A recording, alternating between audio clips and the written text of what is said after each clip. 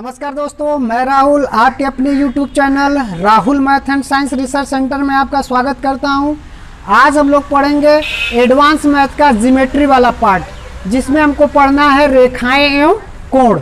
ठीक है, तो रेखाएं एवं कोण को पढ़ने से पहले हम लोग को कुछ महत्वपूर्ण पॉइंट्स इसमें समझना होगा। तो आइए समझते हैं कि महत्वपूर्ण पॉइंट्स में क्या क्या हम लोग को समझना है। तो देखिए, पहले हमको समझना है बिंदु। बिंदु क्या होता है? ठीक है, इसको इंग्लिश में बोलते हैं पॉइंट। तो देखिए, पॉइंट क्या होता है? जब किसी पेन या पेंसिल की नोक से किसी सरफेस पर या कॉपी पर दबाने से जो चिन्ह प्राप्त होता है, उसी को हम लोग क्या कर देते हैं? बिंदु कहते हैं। ठीक है, बात समझ में आ गया? तो ये क्या है? मान लीजिए हमारा एक कॉपी है, ठीक, इस पर हम लोग पेंसिल से ऐसे दबा दिए, तो ये क्या हमको प्राप्त हो गया? एक चिन्ह प्राप्त हुआ, जिसे हम लोग कहते हैं बिंदु। ठीक है, इनमें लंबाई चौड़ाई नहीं होती है और ना ही इसकी ऊंचाई कुछ होती है। बात समझ में आ गया? तो इसको हम लोग अल्फ़ाबेट कैपिटल अल्फ़ाबेट से यूज करते हैं। जैसे देखिए ए, इसको बड़े अक्षरों से ABCD के बड़े अक्षरों से डिनोट करते हैं। बात समझ में आ गया? बिंदु क्या होता है? ठीक है, तो अब इसके बाद आइए देखिए रेखा क्या होता है। रेखा, देखिए रेखा क्या होता है? कई बिंदुओं का कलेक्शन हो। ठीक है, कई बिंदुओं का कलेक्शन जो दोनों तरफ बढ़ाई जा सकती हो, इस साइड भी बढ़ाई जा सकती हो और इस साइड भी बढ़ाई जा सकती हो, उसको हम लोग बोलते हैं रेखा। बात समझ में आ रही है? जैसे देखिए ये कोई है, ये कई बिंदुओं के कलेक्शन का है। ठीक है, और इसको दोनों तरफ बढ़ाया जा सकता हो, इस तरफ भी और इस तरफ भी, अनंत तक। इधर भी बढ़ा दीजिए, इधर भी बढ़ा दीजिए। मान लीजिए ये पॉइंट A है और ये पॉइंट B है। ठीक है, तो इसको हम लोग बोलते हैं रेखा। ठीक है, इसमें लंबाई होती है, चौड़ाई नहीं होती है। बात समझ में आया? लंबाई तो होता है लेकिन चौड़ाई नहीं होता है। ये हो गया रेखा के बारे में। देखिए, कई बिंदुओं का कलेक्शन है। ठीक, कई बिंदुओं का कलेक्शन जो दोनों तरफ दिशाओं में बढ़ाई जा सकती हो, इस साइड भी बढ़ाया जा सकता हो और इस साइड भी बढ़ाया जा सकता हो, उसको हम लोग बोल देते हैं रेखा। अब आइए इसके बाद आता है किरण। देखिए किरण क्या होता है?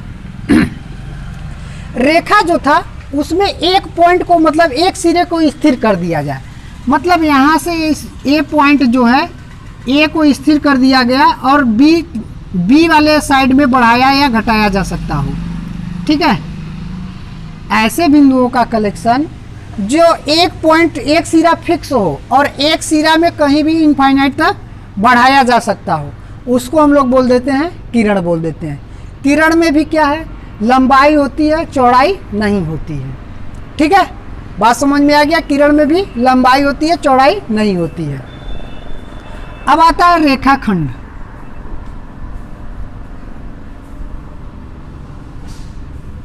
देखिए रेखाखंड क्या होता है? रेखाखंड को समझिए। जैसे क्या किए, इसमें एक पॉइंट को स्थिर किए, इसमें दोनों पॉइंट स्थिर नहीं था, मतलब दोनों सिरा स्थिर नहीं था। ठीक है, किधर भी इधर भी, मतलब दोनों तरफ बढ़ाया जा सकता था। अब हम लोग क्या किए थे? किरण में एक पॉइंट को फिक्स कर दिए थे, सिर्फ एक साइड ही अनंत तक बढ़ाया जा सकता था।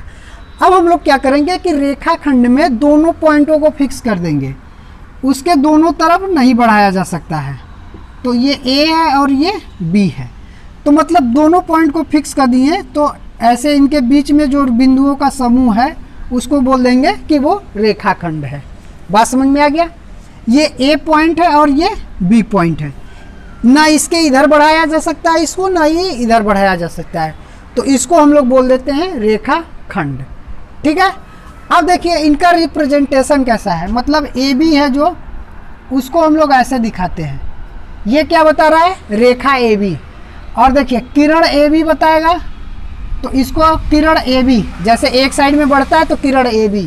अब ये देखिए दोनों साइड में नहीं बढ़ता है, तो इसका मतलब AB ऐसे दिखा देते हैं कि अब ये बस A और B तक है। बात समझ में आ गया होगा? तीनों में क्या होता है? लंबाई होता है। ठीक है, तीनों में लंबाई होता है और तीनों में चौड़ाई नहीं होती है। ठीक, बात समझ में आ रही है? तो ये हो गया हम लोग का रेखा, किरण और रेखा खंड।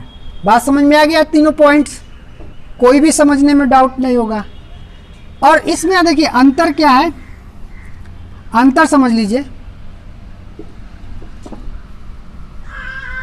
देखिए अंतर क्या है, समानता जो देख लिए थे कि तीनों में लंबाई होता है और तीनों में चौड़ाई नहीं होती है।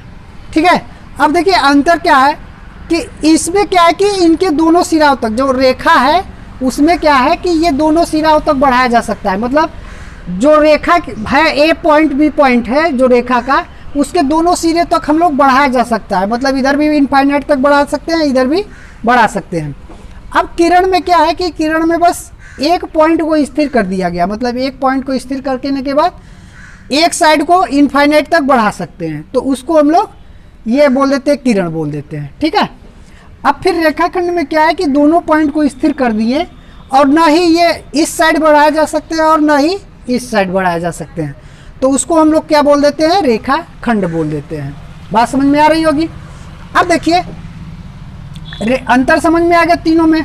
और देखिए रिप्रेजेंटेशन इसका जैसे है, ये सब है। ठीक है, ये इसका रिप्रेजेंटेशन है, ये इसका है और ये इसका है। ठीक है, मतलब ये बता रहा है कि दोनों साइड में बढ़ाया जा सकता है, किरण है। ठीक है, ये बता रहा है कि ये रेखा है, ये दोनों साइड में बढ़ाया जा सकता है।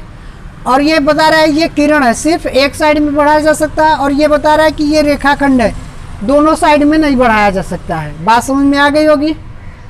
ठीक है, इसको रब कर लेते हैं, आगे चलते हैं।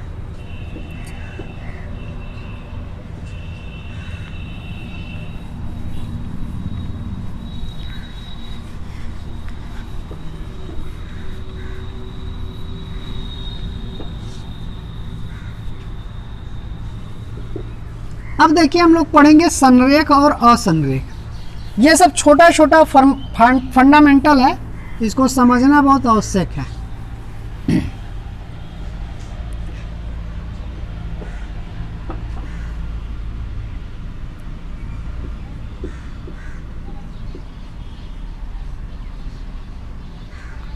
संरेख तथा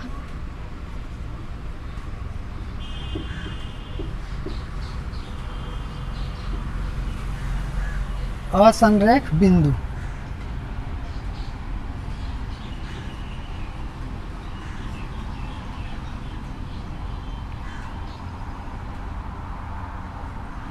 ठीक है, संरेख तथा असंरेख बिंदु ये समझ लेते हैं।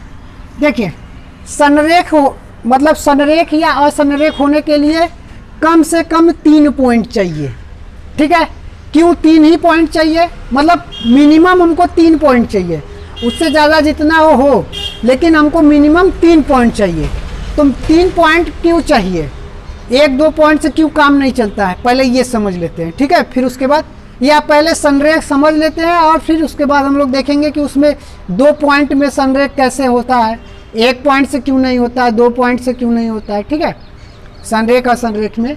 ठीक, तो आइए समझते हैं पहले कि संरेख क्या होता है। देखिए संरेख का मतलब कम से कम 3 पॉइंट हो।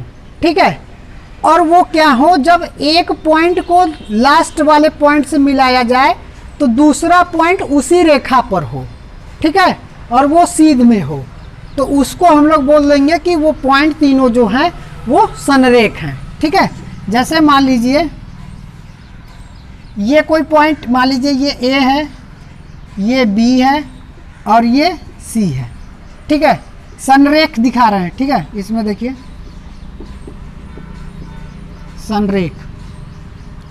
संरेख दिखाने के लिए। ठीक है, ये 3 पॉइंट है हमारे पास। अभी इसको ऐसे मिटा लीजिए।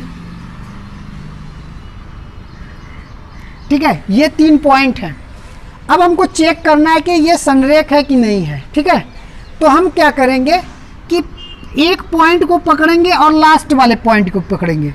ठीक है, इसको स्केल से मिला देंगे। ऐसे स्केल से मिलाने पर यदि जो पॉइंट बी है वो उसी रेखा पर होगा, तो हम कह देंगे कि वो तीनों पॉइंट क्या हैं, संरेख हैं। बात समझ में आ गई, कैसे संरेख हैं, ठीक। और या तो ये तो पहला कंडीशन है कि ऐसे चेक कर लीजिए, या दूसरा टेस्ट, ठीक है। 3 पॉइंट संरेख हैं तो इसका टेस्ट कैसे किया जाए। पहला तो पहले और लास्ट वाले पॉइंट को मिलाती हुई एक सीधी रेखा खींची जाए। यदि बी वाला पॉइंट उस रेखा पर है तो हम कह देंगे कि ए, बी और सी संरेख हैं। बात समझ में आ गया। अब देखिए दूसरा टेस्ट क्या है इसका, दूसरा टेस्ट कराइएगा। तो इसमें क्या है कि जैसे देखिए ये दूरी निकालिएगा, ए बी दूरी, ठीक है। ए बी दूरी निकाले, यहाँ से देखिए ये क्या है, ए बी दूरी है, ठीक है। और यहाँ से बी सी दूरी निकालिए, बात समझ में आया। और फिर यहाँ ए सी निकालिए। ये तीनों दूरियां आप निकालिए, ठीक है। और देखिए ए बी जोड़िए प्लस बी सी जोड़िए, और यदि वो बराबर हो जाता है ए सी के, ठीक है, यदि वो बराबर हो जाता है ए सी के, तो हम कह देंगे कि वो निश्चित रूप से जो पॉइंट ए बी सी है वो तीनों क्या हैं, संरेख हैं, ठीक है। संरेख दिखाने के लिए दो हमारे पास 2 ठो क्राइटेरिया है, एक ये है और एक ये है, ठीक है। ज़्यादातर यूज नीचे वाला ये वाला होता है, ठीक है। संरेख दिखाने के लिए ज़्यादातर यूज ये होता है। ये तो ज्योमेट्री में हम लोग दिखाते हैं कि मतलब 3 पॉइंट संरेख है, तो पहले और लास्ट वाले पॉइंट को मिलाती हुई एक सीधी रेखा खींची जाए। यदि पॉइंट बी उस रेखा पर हो जाएगी तो हम लोग कह देंगे कि वो तीनों पॉइंट क्या है, संरेख है। लेकिन मैथमेटिकल टर्म में समझाने के लिए ये इसके बीच का दूरी निकालें, ए बी निकला, इसके बीच की दूरी निकाले, बी सी निकला, और ये टोटल दूरी निकाल दिए तो ए सी निकला। तो इन दोनों का योग करके यदि हमको ए सी मिल जाता है, ठीक है, इन दोनों का योग करके यदि हमको ए सी मिल जाता है तो हम कह देंगे कि ये जो पॉइंट है वो क्या है, संरेख है। बात समझ में आ गया। तो ये संरेख हो गया। अब देखिए असंरेख,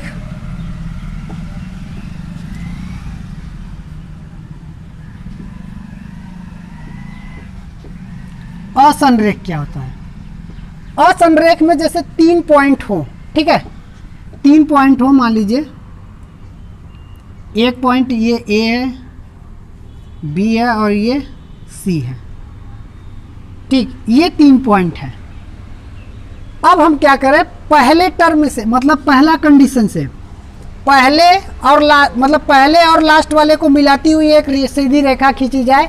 यदि पॉइंट बी उस रेखा पर होगी तो हम कह देंगे संरेख है, नहीं है तो असंरेख है। देखिए अब हम लोग क्या किए कि इसको और इसको मिलाती हुई एक रेखा खींचे, तो पॉइंट बी इस रेखा पर नहीं आई, ठीक है। जो पॉइंट बी है वो इस रेखा पर नहीं आई, तो इसका मतलब ये तीनों पॉइंट क्या है, असंरेख है, ठीक है। पहला कंडीशन ये हो गया। अब हम लोग क्या करें, देखिए दूसरे कंडीशन में, दूसरा कंडीशन चेक करने के लिए वही पॉइंट, मान लीजिए ये ए है और ये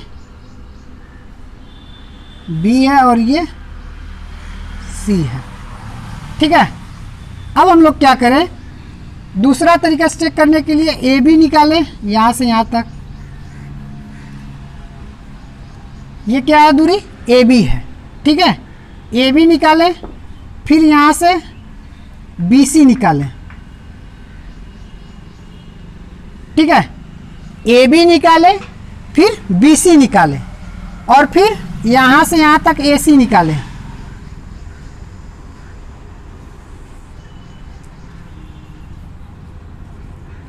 ए सी निकाल लिए, ठीक है।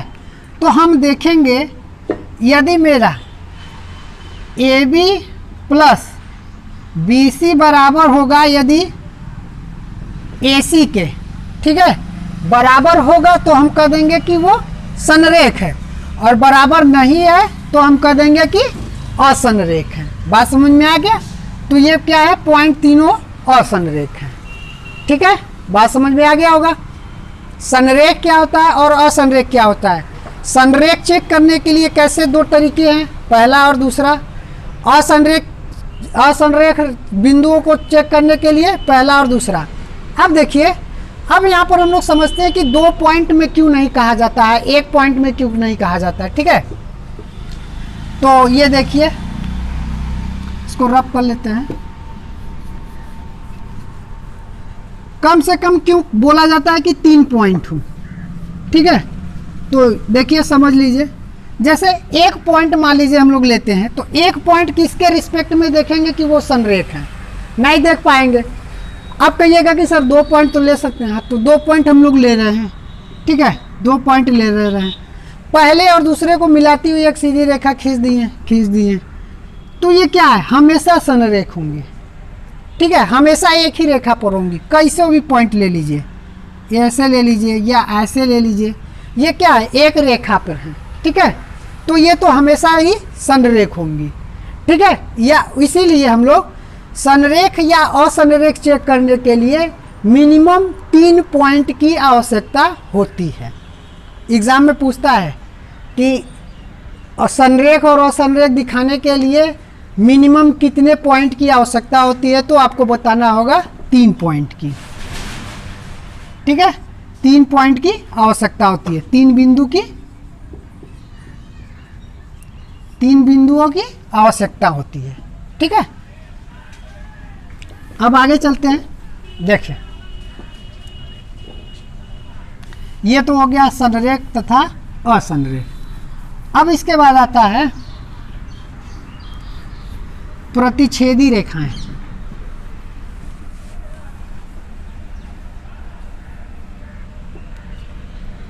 देखिए, प्रतिच्छेदी रेखाएं क्या होती हैं?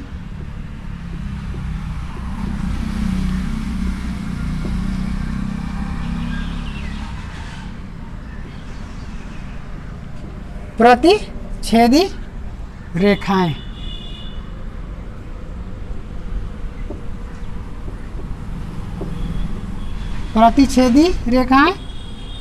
और अप्रतिच्छेदी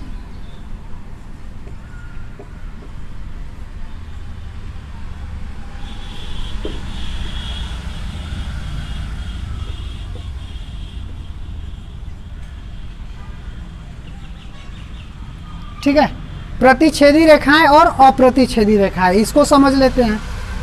ठीक है, तो देखिए, प्रतिच्छेदी रेखाएं मतलब ऐसा प्रतीत हो रहा है कि ये दोनों एक दूसरे को कट करती होंगी। ठीक है, तो जब 2 रेखाएं, देखिए रेखाएं हैं तो दोनों तरफ बढ़ाई जा सकती है, ऐसे लिख देते हैं इसको ए बी।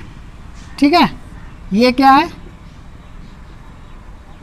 सी और ये डी।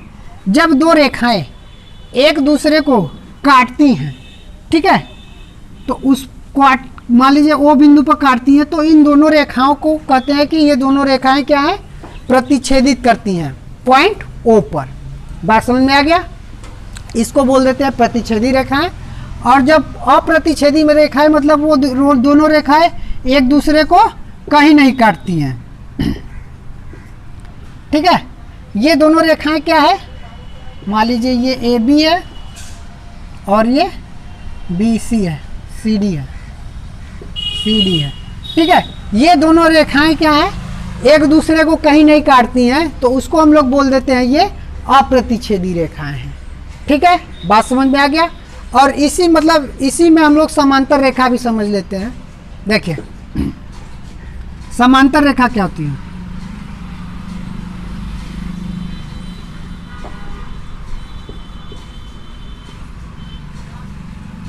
समांतर रेखाएं, जैसे देखिए, जब 2 रेखाएं हो, ठीक है, 2 रेखाएं हो, एक दूसरे को न काटे, ठीक है, एक दूसरे को न काटे और इनके बीच की हर जगह दूरी जो है वो समान हो।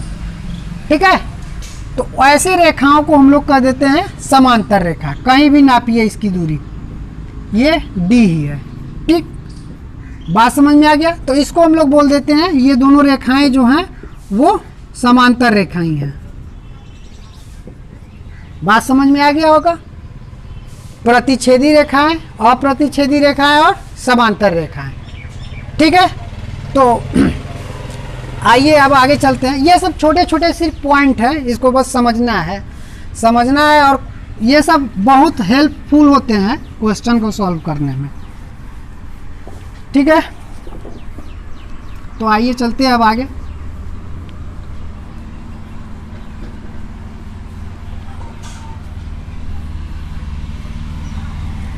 अब आती है बात कोण की। कोण क्या होता है? कोण को इंग्लिश में एंगल बोलते हैं। देखिए कोण क्या है?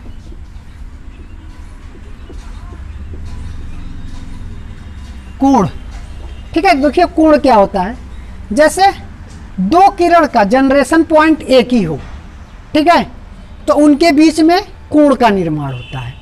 जैसे देखिए कोई दो किरण है, मान लीजिए एक किरण ये है, ठीक है, और एक किरण ये है, तो इसको मान लीजिए ये पॉइंट ए है, ये बी है और ये सी है। दो किरण है, ठीक है, दो किरण है, तो किरण का मतलब एक साइड बढ़ाया जा सकता है और एक साइड अंत बिंदु हो, मतलब एक स्थिर बिंदु हो, ठीक है, दोनों का वही कंडीशन है। तो इनके जो बीच में बनता है इसी को हम लोग कोण बोल देते हैं। क्या है ये?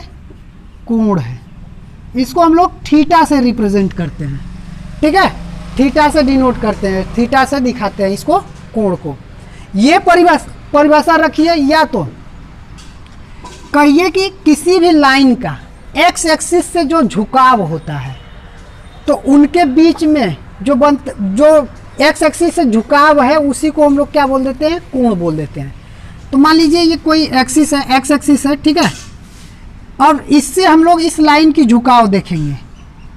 इस लाइन की जो झुकाव है मान लीजिए ये थीटा है, जो झुकाव है उसी को हम लोग क्या बोल देते हैं? कोण बोल देते हैं। कोण, इसी को थीटा कहते हैं। बात समझ में आ गया? दोनों डिफिनीशन, ठीक है। कोण क्या है? एक्स एक्सिस से किसी भी रेखा का जो झुकाव होता है, कितना झुका हुआ है, मान लीजिए ये कम झुका हुआ है, ठीक, और ऐसे रहेगा, ये भी कोण है, ठीक है, ऐसे रहेगा, ये भी कोण है, और ऐसे रहेगा, ये भी कोण है, ठीक है। एक्स एक्सिस से जो झुकाव होगा किसी लाइन का, या ऐसे रहे, ये भी कोण है, ठीक है, ये क्या है? कोण है सब। तो कोण का डिफिनीशन समझ में आ गया होगा, ठीक है। आगे चल ले। लिखने के लिए देखिए कोण को हम लोग कैसे लिखते हैं उसको समझते हैं।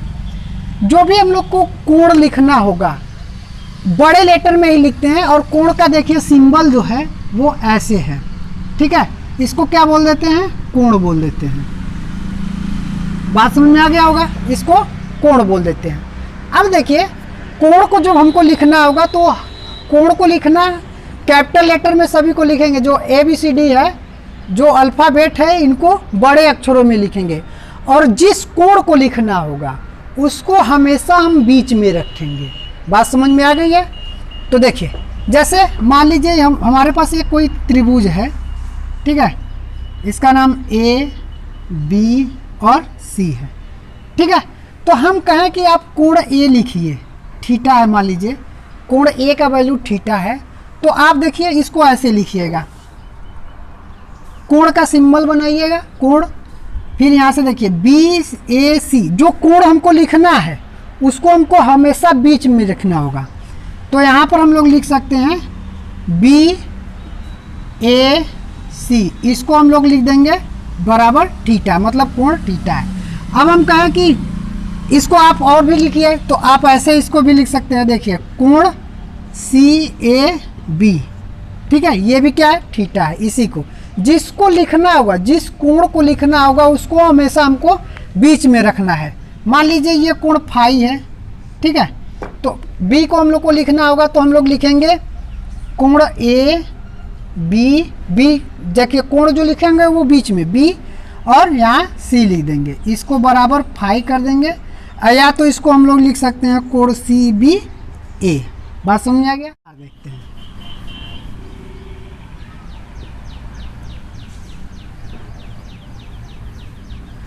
कोणों के प्रकार, कोणों के प्रकार, देखिए कोणों के प्रकार देखते हैं। तो पहला आता है न्यून कोण, न्यून कोण, ठीक है, कोणों के प्रकार में पहला आता है न्यून कोण। तो इसको हम लोग समझते हैं। देखिए न्यून कोण क्या है? ऐसा एंगल, ठीक है, या ऐसी लाइन जिसका झुकाव जो थीटा है वो 0 डिग्री से ज़्यादा, ठीक है, 0 डिग्री से ज़्यादा और 90 से कम हो, ठीक है। तो ऐसे रेखा को या किरण को हम लोग बोल देंगे कि जो वो बनाएंगे, वो जो कोण बनाएंगे एक्स एक्सिस से, उसको हम लोग न्यून कोण बोल देंगे, ठीक है। जब कोण का वैल्यू में जो थीटा है, ठीक है, उसका 0 डिग्री से अधिक और 90 डिग्री से कम हो वैल्यू, तो उसको हम लोग बोल देते हैं कि ये न्यून कोण है। तो ये जो थीटा है ये क्या है? कोण है, ठीक। और कौन सा कोण है? न्यून कोण है, ठीक है। इसको हम लोग बोल देते हैं न्यून कोण है, ठीक। बात समझ में आ गया होगा। ऐसा एंगल जिसकी वैल्यू 0 से अधिक और 90 से कम हो, उसको हम लोग बोलते हैं न्यून कोण, ठीक है। बात समझ में आ गया। अब दूसरा देखिए समकोण।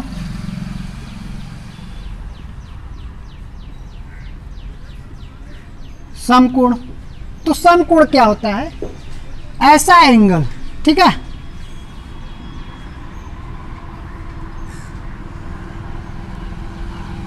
ऐसा एंगल जो 90 डिग्री का हो। ये जो थीटा है वो कितना है? 90 डिग्री है, ठीक है। तो ऐसे एंगल को हम लोग बोल देते हैं कि वो समकोण है। ये क्या है? समकोण है। बात समझ में आ गया। जब थीटा का वैल्यू 90 डिग्री हो जाएगा तो ऐसे एंगल को हम लोग बोल देंगे, ऐसे कोण को बोल देंगे कि वो समकोण है। जब थीटा का वैल्यू 90 से कम और 0 से अधिक हो जाएगा तो उसको हम लोग बोल देंगे न्यून कोण। तो ये दोनों कोण समझ में आ गया होगा। तो आगे चलते हैं। आगे देखिए,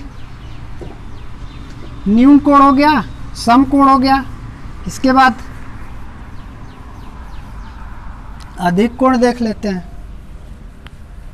देखिए अधिक कोण क्या होता है?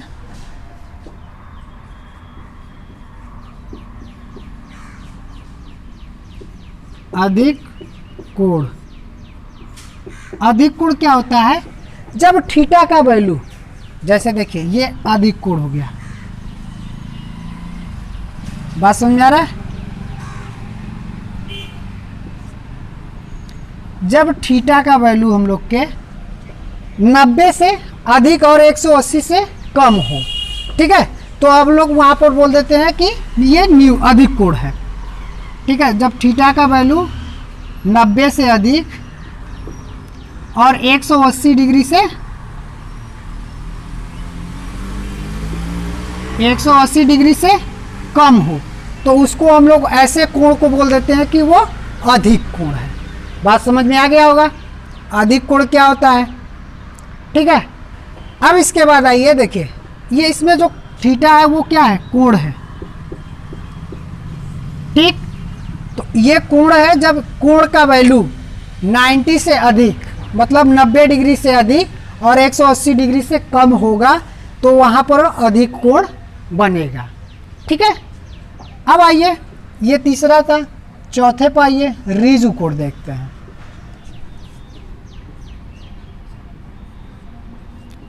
ऋजु कोण, देखिए ऋजु कोण क्या है? जब थीटा का वैल्यू 180 डिग्री हो जाएगा तो उसको हम लोग बोल देते हैं ऋजु कोण, ठीक है। जैसे देखिए ये जो है हम लोग का थीटा का वैल्यू है,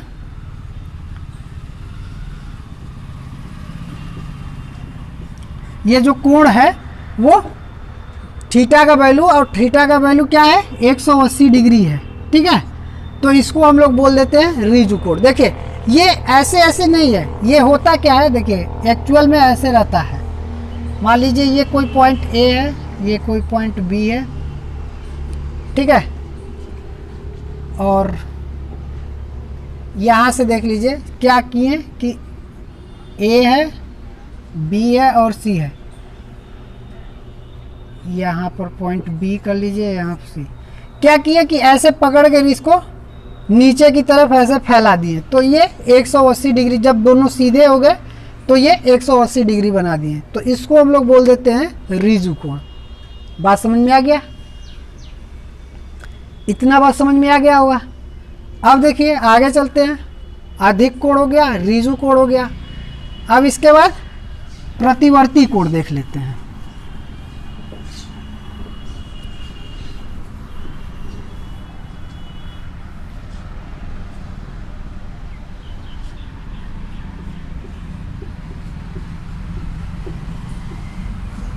प्रतिवर्ती कोण, देखिए प्रतिवर्ती कोण क्या होता है, जैसे कोई एंगल हो, ठीक है,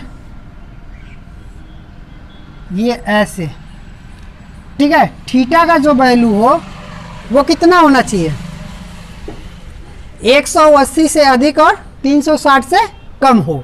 देखिए यहाँ पर थीटा का जो वैल्यू हो वो 180 से अधिक और 360 से कम हो, तो इसको हम लोग बोल देते हैं कि ये प्रतिवर्ती कोण है। ठीक है, ये क्या है, ऐसे कोण जिनकी वैल्यू 180 से अधिक और 360 से कम हो, तो उस कोण को हम लोग बोल देते हैं प्रतिवर्ती कोण। ठीक है, और अगला ये देख लीजिए पूर्ण कोण को। ठीक है,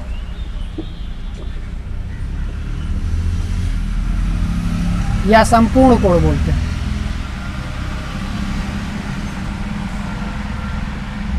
संपूर्ण कोण, देखिए संपूर्ण कोण क्या होता है, जब थीटा की वैल्यू 360 के बराबर हो जाए। ठीक है, जब थीटा की वैल्यू 360 के बराबर हो जाएगा तो उसको हम लोग बोल देंगे कि ये संपूर्ण कोण है। बात समझ में आ गया?